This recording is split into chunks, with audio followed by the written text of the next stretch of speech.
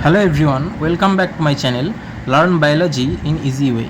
In this video I am going to explain an important topic of physiology, that is electron transport system.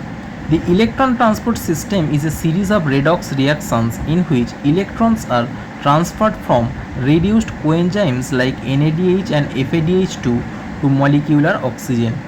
This transfer does not occur directly, it happens through a chain of carriers present in the inner mitochondrial membrane. These carriers contain prosthetic groups which are tightly bound non-protein components essential for electron transport. At the beginning of the chain, NADH transfers its electrons to complex 1. Complex 1 is called NADH dehydrogenase complex. Here the prosthetic group FMN flavin mononucleotide accepts 2 electrons and 2 protons from NADH, becoming reduced to FMNH2. After accepting electrons, FMN passes them one by one to a series of iron sulfur centers, which act as intermediate carriers. In these centers, iron atoms undergo reversible changes between Fe2+ and Fe3+ states, allowing the transfer of single electrons. From the iron sulfur proteins, the electrons are transferred to coenzyme Q or ubiquinone.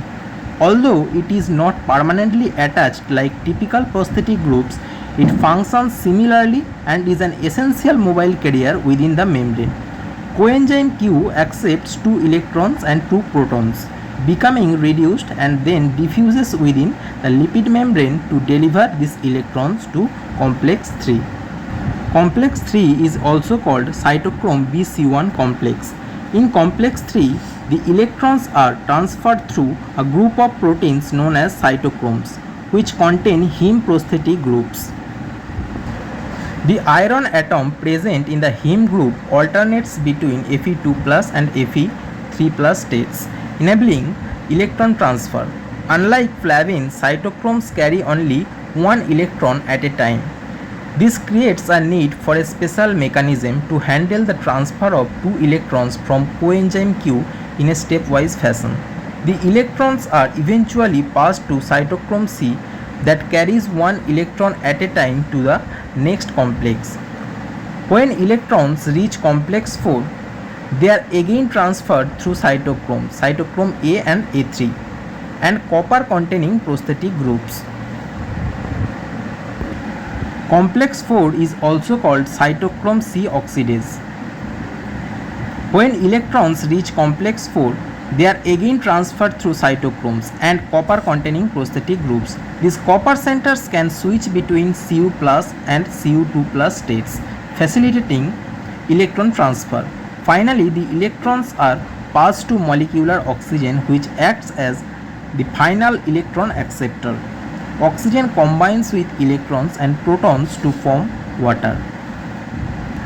This is the diagrammatic representation. We are going to know about complex 5. Complex 5 is also called ATP synthase. The energy released during the electron transport system is utilized in synthesizing ATP with the help of ATP synthase.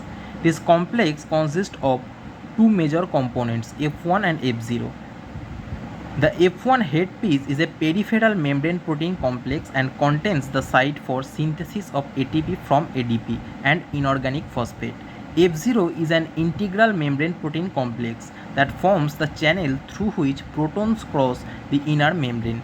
The passage of protons through the channel is coupled to the catalytic site of the F1 component for the production of ATP. For each ATP produced, 4H+ passes through F0 from the intermembrane space to the matrix down the electrochemical proton gradient.